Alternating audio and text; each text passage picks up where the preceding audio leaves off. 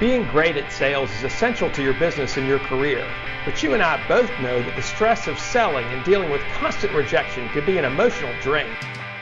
My entire brand, No BS Selling, is based on the belief that professional sales is a skill and not a personality, and that to be better at sales takes constant refinement and a dedication to your craft.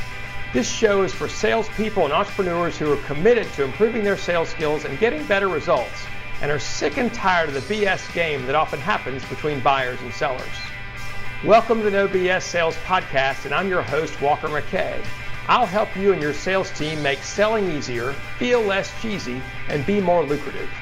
It's time to change the rules and level the playing field between you and the people you sell to. You're already good, let's be better.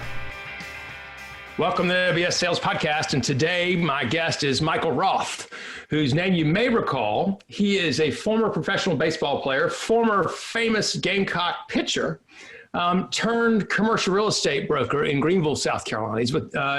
He's with NAI Earle Furman, a very prestigious firm up in Greenville. He's also a client of mine, and I think Michael has a great perspective about what it's like to go from professional sports into sales, and also just as somebody who has recently gotten into sales in the last couple of years. So I want you to hear his perspective. Michael's a badass. I want you to listen because Michael's strong. He's strong, a sales guy. He has very strong beliefs. And I think those are things that you guys can learn from and can pick up pretty easily. So welcome to the show, Michael. I'm so glad you're here.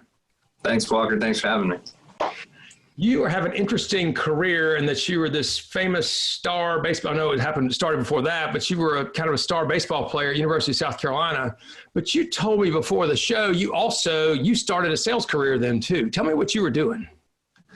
Yeah, so back in college, we got some scholarship money, but I didn't have a ton of money to go out and just mess around with. And so I got hooked up with this opportunity to buy back books. And I was like, man, this would be super easy. It's fitting some work in a short amount of time, and there's not a ton of work that I would do leading up to it. And so you were buying back textbooks. So people would, the semester, they'd sell them to you instead of the bookstore. Is that right? Correct. Yeah. So I was like, first I could just buy back, my own books and try to make some better money and buy back books from like friends and my teammates. I figured this would be pretty easy. Yeah. And so I remember, I think I got the job like a week before the semester or before, exams were coming up. So that was like, obviously the big time to buy back books. Yeah. And I think I bought back like 3,000. And so I was going into the next semester. A number of books or $3,000 worth? $3,000 worth or something. And which wasn't a ton, but that's not bad for like a week lead up. Yeah. And I remember going into this thinking about how could I make a lot more money the next year. And so the following year, I did this thing where I went around to just let people know, hey, this is what I was doing. Went to the sororities and like other groups and fraternities. And I just felt like I was, essentially just letting people know what I was up to and how I could, buy their book backs for typically more than what other groups were doing. Okay. And so that was really where my first experience of just sales and trying to get people to let me buy their book back. What was the hardest thing about doing that? And if you had to convince people to do it, what was the hardest thing about that? To be legit. I mean, for them to think that I was actually going to give them cash and not scam them and not give them less than local bookstores, that type of thing. Was it hard to convince people that, or did people go, no, you're probably scamming? They're too good of a deal to be true? What was going on? Well, it was essentially, once I got in front of them, they started trusting me just in that if their friend vouched for me, like, hey, I bought back, he gave me more money the year before. The other thing that I started doing was I would actually take books that I knew were popular, and I would go and get the price that the bookstore would pay for them. And then I would scan them. So I would show how much different, that I would give the same price. I would give the same price on this one, but I would give you 20 or 40 bucks more on the other book. Interesting. Okay. That's pretty cool. So you did that for 3 years, 4 years? I did that for 4 semesters and 3 semesters, and they shut us down because I think they changed their business model, and I felt like I was making a ton of money. I mean, one semester I bought back like $25,000 worth of books. How much money would you make on something like that? 15%. Okay. So I $3,500, $4,000. Yeah. I mean, for a college kid, that's pretty damn good. Yeah. That's pretty damn good for, a few weeks of work. Spent it all in Spain one summer. So it was a good time. That's really great. And so then you go off to, is there any selling involved in baseball? Oh, you're constantly selling yourself. I mean, when every day you show up, you're showing up to play for your current team. When you're in the minor leagues, you're not, you have to play where you are, but you're trying to play for a level above you. Got it. And you're also playing for the 29 other teams in the U.S. And if you get, to a level, I was fortunate enough to make it to the AAA and the big leagues level where you're also beginning to play for teams in Korea and Japan. Wow. And other countries. So you're not just playing for your one team. You're playing for other teams to keep getting a job and an opportunity to go out there and play. Let me stop for a second. You play, when you say you played for other teams, means like you might have to go and, for about lack of a better term, go pinch hit for somebody in Korea? Well, more of, for me, when I was playing, I signed a 1-year deal, like a 1-year minor league contract when I was with the Rangers, and I was in Round Rock and I was in AAA. But I had a buyout in my contract, so if a team in Korea wanted to come pay me, $500,000, $1 million to go play over there, they could buy me out of my contract, and I would go over there and play for the season. Or there's always trades. I got traded from the Cubs to the Rangers, and it was because I was pitching well for the Cubs, and they just didn't have enough space. They had like too many guys, and the Rangers needed pitching. So you were always out there, performing for the next job opportunity. Yeah. What's the next best deal I can get? How do I upgrade? Right. Fascinating. Mm-hmm. So how long did you think you were going to play professional baseball forever at one point? When I was 23 and made it to the big leagues, I did. Yeah. When I broke into the big leagues, I remember getting my first paycheck, and I thought I was so rich. That was just a humbling year. I was nonstop. I was between AA and the big leagues when I was with the Angels, and I didn't spend longer than a month and a half in one location that season. Wow. So I would get, called up and then sent back down, and called back up to the big leagues and then sent back down. And so it was, but my first 2 weeks in the big leagues, I thought I would never leave. And then my career, I bounced around a lot, but that was, I learned a lot in those 7 years of playing professional baseball, of how to interact with people, and just how to get your ass kicked too. And how to handle it when you do. So what surprised, so from age 23, when you got invited first in the big leagues, what was probably the first thing, what surprised you the most when you got there that you didn't expect? What surprised me the most? Just the fact that it wasn't like real life. I mean, there was so much money involved. There was so much. If I needed anything to be done, it would be done. Wow. If someone was always there to go get me lunch or do whatever, do my laundry. And so that was like just a huge surprise, because you're getting Yeah. And then once you get back down to the minors, you're just some bum. Going to get your own damn lunch, doing your own closing. Exactly.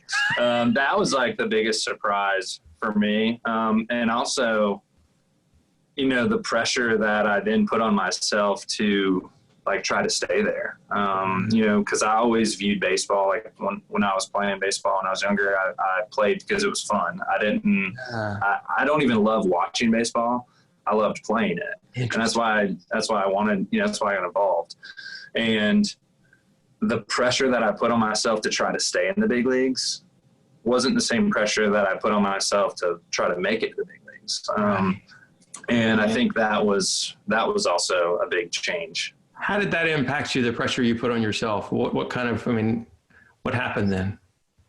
Oh, you freeze. I mean, if you put this fear of failure in you, if you have this fear of failure, then you can you just will paralyze yourself. You start lacking trust in what you're doing. if you get in a difficult situation, it becomes even that much more harder to execute. And, I learned very early on that if I didn't firmly believe that I was the best out on the mound, and even, if I was facing someone that was clearly probably better than me, on paper, I had to believe in myself in order to, execute that pitch or get them out. And I think that's translated, in the life that I'm currently living. Mm-hmm.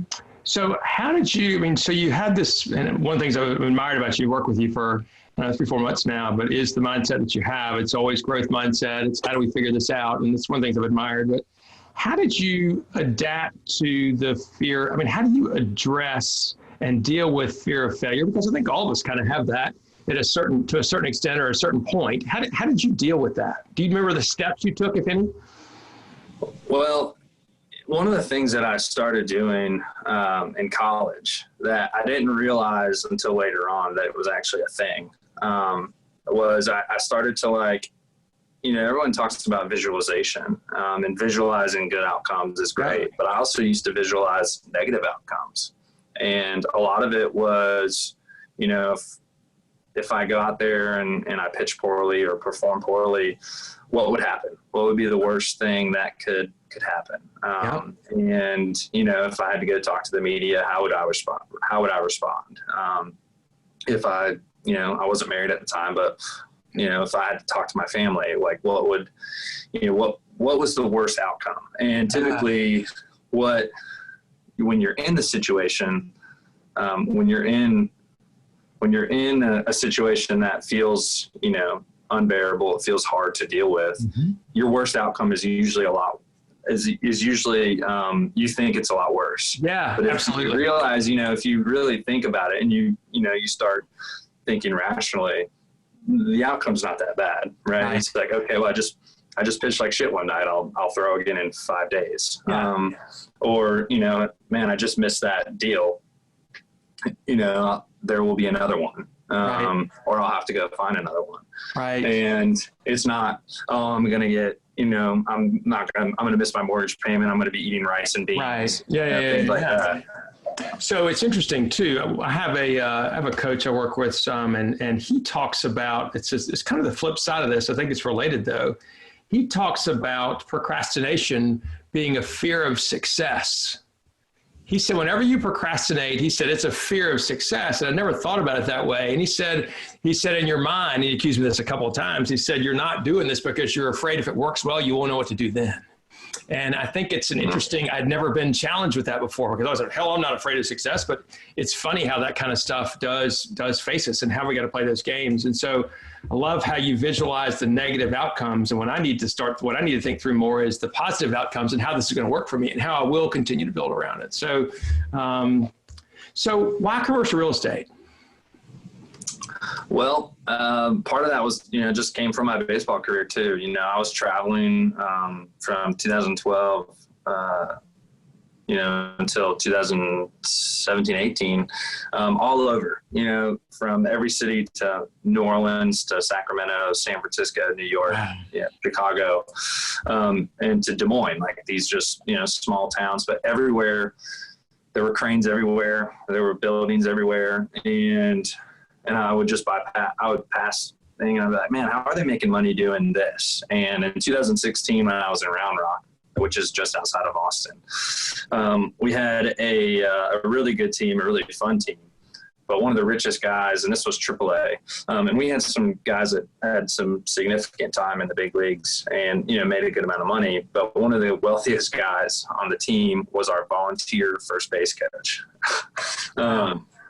And being a starting pitcher, I wasn't doing shit for most of the games. I would throw once out of 5 days. Yeah. So I would sit here and talk with this guy. His name was Brian, and we would talk, and we'd sit in the dugout, and I'd, talk to him about these deals that he was doing. He wasn't a commercial broker, but he was investing in all these deals. He was a buyer. Yeah. And he had done some development. He runs like 3 other companies. So he was just sharing all this stuff with me. And I would go and I would get lunch with them every time we were at home, just because I was like craving this knowledge. Mm-hmm. So I remember it was like August and we were getting ready to wrap up the season, and I was like, I just need to learn more about commercial real estate, about this investment stuff, reading a book, trying to understand what a cap rate is and things like that. And so I just started making phone calls like to people back at home to figure out how I could, get access to this knowledge, to figure out what commercial real estate is really all about. And that's how I started. One of the first guys I called was a developer, and he kind of blew me off. And then I ended up calling a buddy who I knew worked at NAI Earle Furman, and he was like, come on over and grab coffee with me. And then we ran over to the office, which was right next door. And I just told him, I got hooked up with the team that I'm with now. And they were asking me like, what are you looking for? I was like, I just need knowledge. Like, I just want access to deals. You don't have to pay me. I was like, so I went and got licensed, did all that mess, and learned a ton as an intern in that fall of 2016. So you were playing baseball and you were an intern in your spare time? Yeah. I mean, well, in the off season, our season runs from like February, you're out in Arizona from February until September. So back home, when I was home, I was essentially working like a 40-hour week. I would just work out in the morning, throw, in the afternoon. There's only so long that you could do that anyway. Right. So I would go in and scroll around on GIS and try to figure out, go to meetings with my team and just learn as much as I could about it. What's your specific focus now? In real estate? Yeah. I would say right now we don't focus on, one specific product type. Typically my clients are business leaders, business owners that don't have time to mess with their commercial real estate. And also working with investors, just sometimes that's development property, redevelopment, or they're just buying something for some cash flow. So you've been full-time this thing for 2 years or 3 years? 2 years. 2 years. And so let me ask you again, what surprised you the most from what you expected versus where you are about commercial real estate? What surprised me the most was in that first year of, thinking I wouldn't know what I was doing. Was what surprised me the most was that I didn't know as much as I thought I knew. It was like a nice, essentially I learned that I didn't know shit. Right. And it was more about selling. It was more about interacting with prospects and clients. Tell me about that, because you're right. Most people want to go in whatever their business is, and they want to learn all about the product or the service, but it's not till later that they kind of learn it's really more about people. Is that what you found? Yeah, definitely. It's funny. I remember someone asked me why I got into commercial real estate and not, residential real estate. And I was like, well, commercial real estate is all about, the numbers. People are going to buy this stuff logically. I said the same damn thing. What a lie. Yeah, it is such shit. And as I've learned, it is like nobody makes decisions logically. I don't even make decisions logically. So I don't know why I would think other people do. And so I think the biggest thing that I've realized is that if I would have gotten a psychology degree, that would have been maybe a little bit more helpful than my marketing degree, So you studied marketing. So tell me, what's the difference? You and I talked this beforehand too. You realize there's a difference between marketing and sales. Describe what marketing is for me, and then we'll talk about what sales is.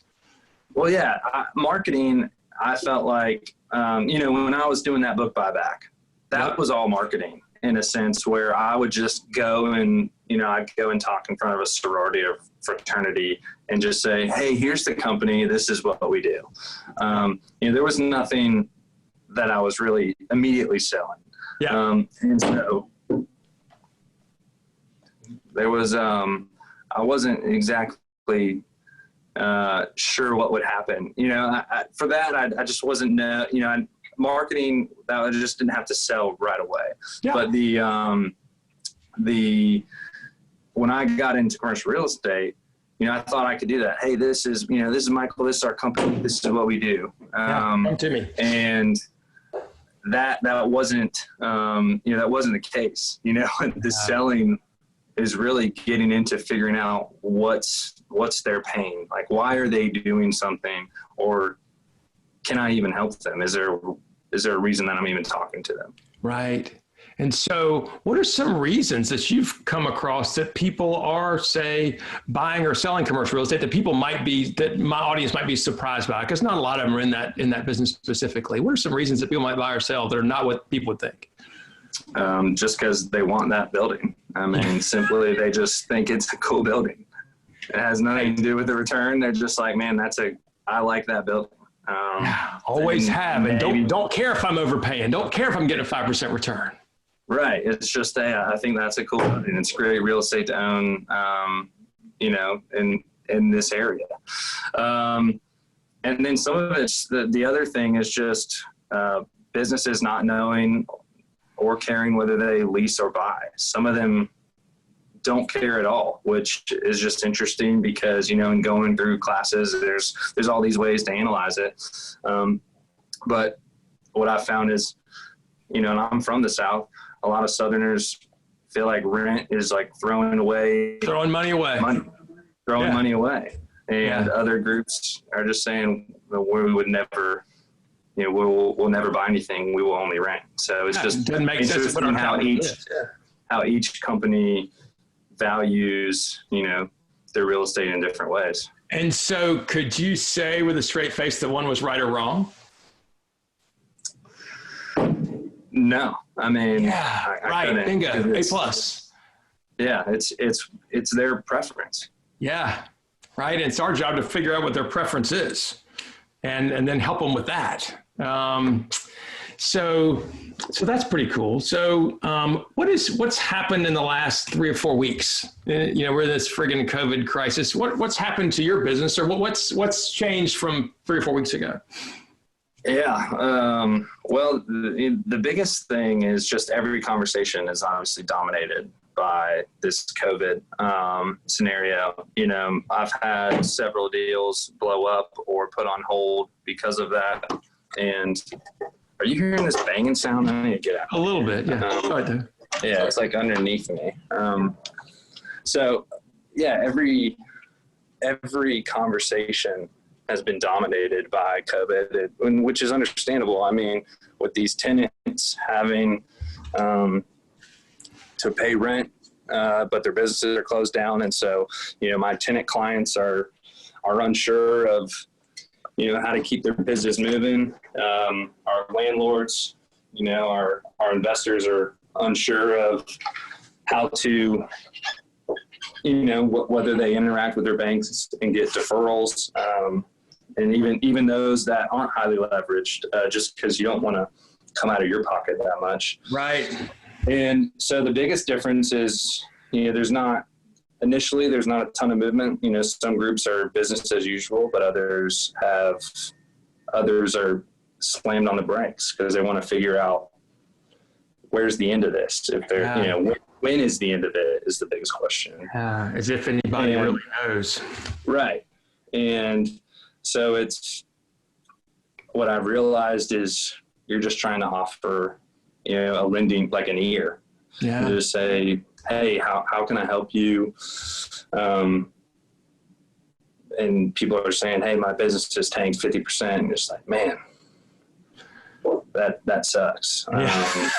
I mean, you didn't say, right? What else do you say? Right. Yeah. And so how else, knowing that transactions may fall back a little bit in their velocity, right? You've had a bunch of transactions that have blown up in the last couple of weeks.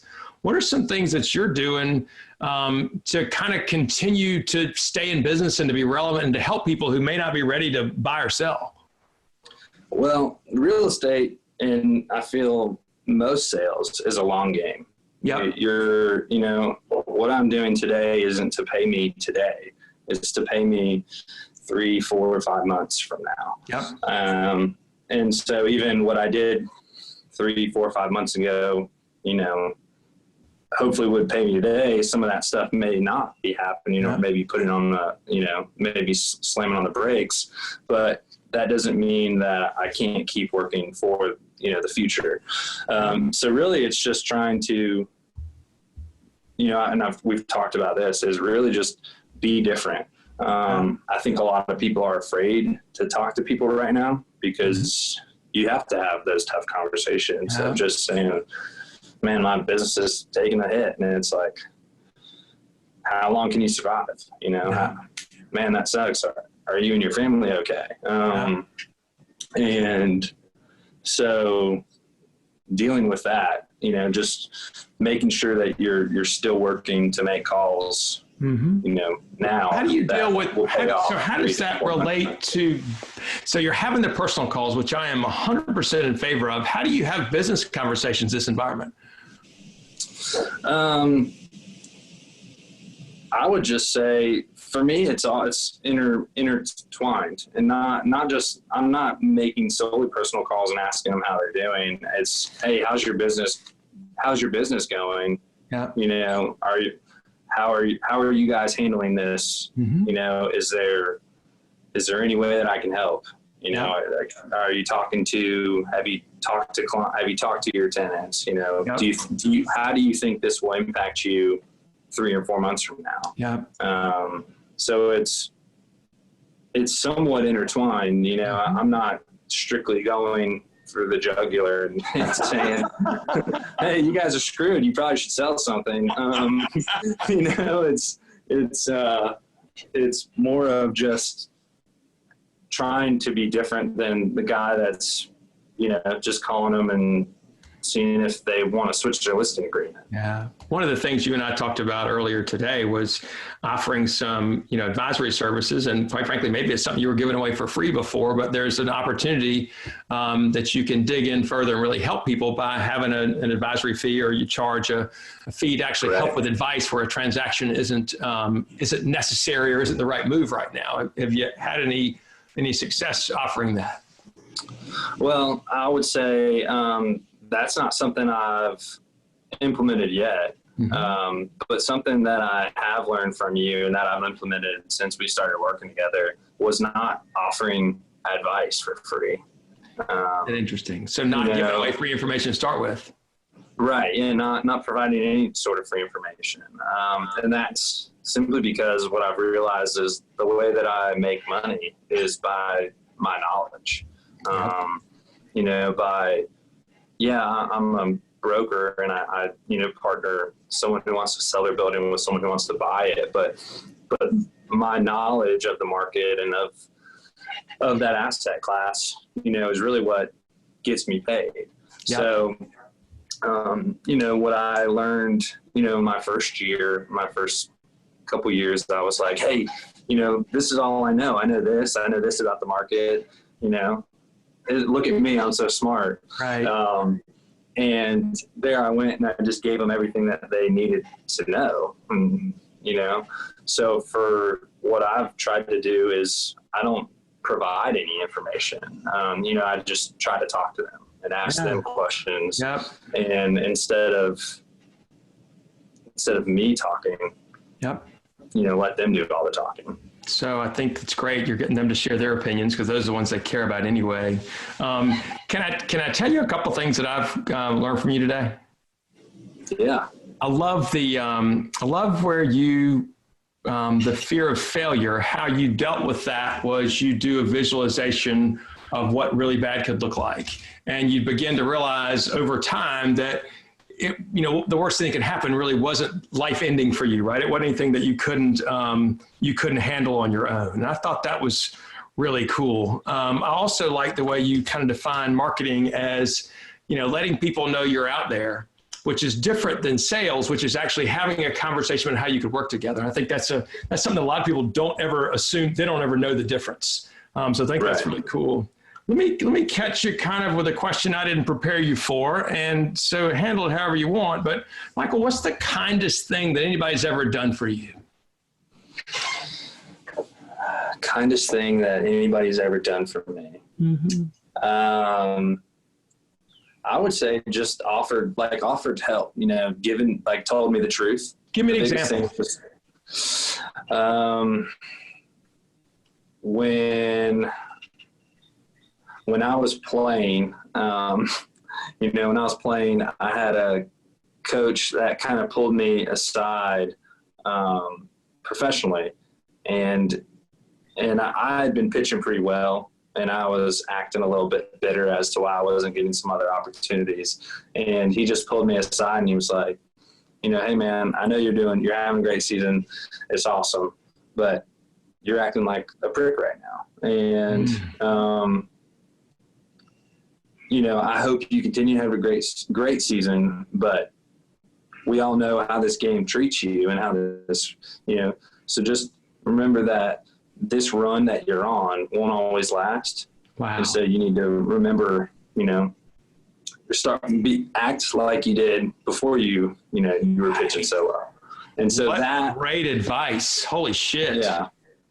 And I think we all have the ability we all have that tendency to kind of float sometimes out of our norm of how we would act. And so that's why we need to have, a mentor or a coach or just someone to come along and just constantly like yank you back. I mean, you kind of have to have someone that will is not afraid to, speak into you and tell you the truth. It's really, really great. Great answer, Michael. Thank you. Thanks for sharing that. Michael, how would people get in touch with you? I mean, how would somebody find you if they want to talk to you about commercial real estate or your experience or whatever else? How would somebody find you? Well, you can find me on all social channels, MT Roth 29. So that's Twitter, Instagram. I'm on LinkedIn, Michael Roth. I think it says I'll be the commercial real estate broker with NAI Earle Furman. Or you can email me at mroth@naief.com. Perfect. We'll have that stuff in the show notes so people can see it as well. Michael, thank you so much for sharing your story and doing that. No BS sales team. I ask you to keep moving, keep making phone calls, keep prospecting, be human as you make calls, realize the world has changed, and I want you to be more empathetic. I want you to ask people how they're doing, and I want you to really be curious. I want you to listen and be a human being and understand that, as Michael said, as we say, you playing the long game out here, but there is business to be had, but you got to go out and find it. If you want to get my newsletter, I send out a newsletter sometimes twice a week, sometimes once a week that's got articles I'm reading, latest podcast issue, video or two I've put out, a book list that I have, things like that, and just some relevant stuff that may help you in this time. If you want to get on the newsletter list, it's text the letters NOBS, no spaces, no BS, to the number 66866, 66866. Also have a free video series we just produced. It's 7 Sales Mistakes. So the number 7salesmistakes.com, there's a free video thing there about things that took me a long time to learn I was screwing up, that maybe you can learn them earlier in your career instead of waiting so long like I did. But please go check that out, download it. Love to have you there. Michael Roth, thank you very much for being on the show. You're a good dude. I'm glad to know you. I appreciate it. Thanks for having me, Walker. You're the man. Appreciate it.